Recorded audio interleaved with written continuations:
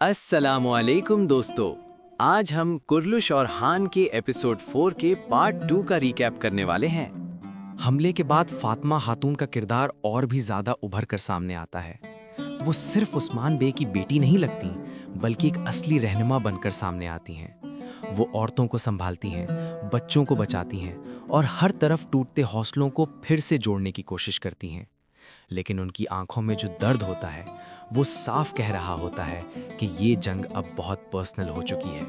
अब ये सिर्फ शहर, कला या सियासी कुव्वत का मसला नहीं रहा। अब बात घर, खून और औलाद तक आ पहुंची है। अब आता है एपिसोड का सबसे दिमाग हिला देने वाला ट्विस्ट, जहां सबको लग रहा होता है कि औरहान बे और अलाउद्दीन बे के दरमियान असल में फूट पड़ चुकी है। वहां अचानक सच सामने आता है। ये सब एक प्लान था। जी हाँ दोस्तों, जो झगड़ा सबको हकीकत लग रहा था, जो तकरार, जो सख्ती, जो दूरी नजर आ रही थी, वो सब दुश्मन को धोखा देने के लिए था। औरहान और अलाउद्दीन ने मिलकर ये खेल खेला ताकि दुश्मन उन्हें कमजोर समझे, अपनी असली चाल खोल दे और कई को एक बड़ी तबाही से बचाया जा सके।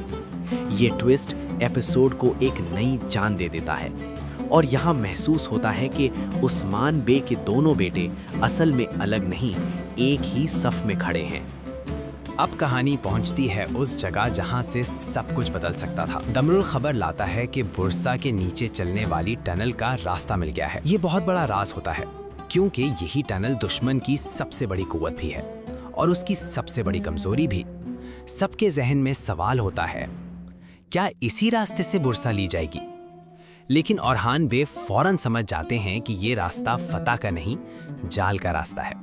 अगर वो अंदर गए तो दुश्मन उन्हें फंसा देगा। इसलिए वो एक जबरदस्त फैसला करते हैं। टनल से गुजरना नहीं, टनल को उड़ा देना है। ये स्ट्रैटेजी दिखाती है कि औरहान बे सिर्फ बहादुर नहीं, बहुत गहरी सोच रखने वाले सिपा सालार बन चुके हैं।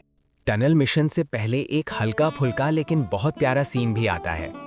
चरकुताई, बोरान, बालाबान और दूसरे साथी अपने पुराने अंदाज में नजर आते हैं। भूख, शिकार, मजाक और दोस्ती का रंग थोड़ी देर के लिए कहानी को हल्का करता है। लेकिन इसी हल्की सी हंसी के पीछे भी एक सच छुपा होता है। सबको पता है कि अगला कदम जान भी ले सकता है। यानी हंसी चल रही होती है, लेकिन मौत का साया साथ साथ चल रहा होता है। फिर आता है एक जबरदस्त एक्शन सीन। औरहान बे के एल्प्स टनल के करीब पहुंचते हैं। हर कदम संभाल कर रखा जाता है, हर सिमत खतरा होता है। दुश्मन भी तैयारी में होता है, लेकिन औरहान बे का प्लान उनसे एक कदम आगे निकल जाता है और फिर टनल उड़ा दी जाती है। ये वो लम्हा होता है जहां फ्लेवियस का बहुत बड़ा प्लान टूट जाता है। अब दुश्मन की सबसे बड़ी पोशीदा कुव्वत खत्म हो चुकी होती है, यानी औरहान बे ने बुरसा की शहर अक्से दमार पर वार कर दिया होता है। ये सीन देखकर दिल से बस एक ही आवाज निकलती है, वाह औरहान। दूसरी तरफ शाहिनशाह बे मंजनिक और लश्कर के साथ पूरी तैयारी में होता है। उसे लग रहा होता है कि अब वो फतह का हीरो बनने वाला है। लेकिन उसी वक्त अलाउद्दीन बे वहां पहुंचकर एक बहुत बड़ा फैसला सुना देते हैं, अब जंग नहीं होगी। ये सुनकर सब हिल जाते हैं। शाहिनशाह का घमंड फौरन फूट पड़ता है। उसे लगता है कि उसके साथ धोखा हुआ है। लेकिन अलाउद्दीन बे साफ कर देते हैं कि ये फैसला किसी कमजोरी की वजह से नहीं, बल्कि पूरे युर्त को बचाने के लिए है। ये सीन दिखाता है कि अलाउद्दीन बे भी अब सिर्फ किताबों वाले या सोचने वाले शहजादा नहीं रहे, बल्कि वक्त पर कदम उठाने वाले रहनुमा बन चुके हैं। और फिर आता है एपिसोड का सबसे गहरा और जबरदस्त मंजर। उस्मान बे के सामने औरहान बे और अलाउद्दीन बे दोनों खड़े होते हैं। उस्मान बे का लहजा सख्त होता है। उनके अल्फाज में वही बाप की सख्ती होती है जो सच जानना चाहता है। उनका सवाल बहुत गहरा होता है, तुम दोनों मेरे फरमाबरदार बेटे हो या मेरे हुक्म से बगावत करने वाले? ये लफ्ज सुनकर सबकी सांसें रुक जाती हैं। फिर औरहान और अलाउद्दीन दोनों अपना प्लान, अपनी नीयत और अपनी कुर्बानी समझाते हैं। वो बताते हैं कि जो कुछ भी किया काई के मुस्तकबिल के लिए किया। और फिर उस्मान बे के चेहरे पर वो सुकून नजर आता है जिसका सब इंतजार कर रहे थे। वो समझ जाते हैं कि उनके दोनों बेटे कुर्सी के लिए नहीं लड़ रहे, वतन के लिए सोच रहे हैं। और फिर उस्मान बे उन्हें इजाजत देते हैं, दुआ देते हैं और फतह की तरफ धकेल देते हैं। ये सीन वाकई रूह को हिला देने वाला है। एपिसोड के आखिरी हिस्सों में कहानी एक बहुत गहरी फिक्र की तरफ चली जाती है। ओरहान बे का सामना चंद राजदार बुजुर्गों से होता है।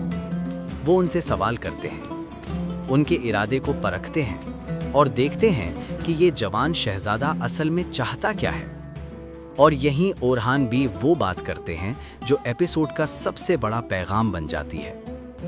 वो सिर्फ बुरसा लेने की बात नहीं करते, वो एक ऐसे मुस्तकबिल की बात करते हैं जहां नया निज़ाम हो, नई दौलत हो, 72 मिल्लत एक साथ रह सकें और इस्लाम का परचम अदल के साथ बुलंद हो।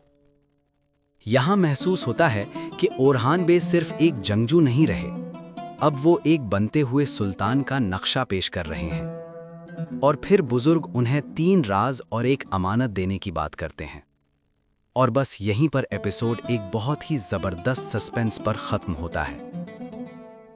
अगर आपको ये रीकैप पसंद आया हो तो लाइक, सब्सक्राइब और बेल आइकन जरूर दबाइए ताकि अगला हिस्सा आपसे मिस ना हो। अल्लाह हाफिज।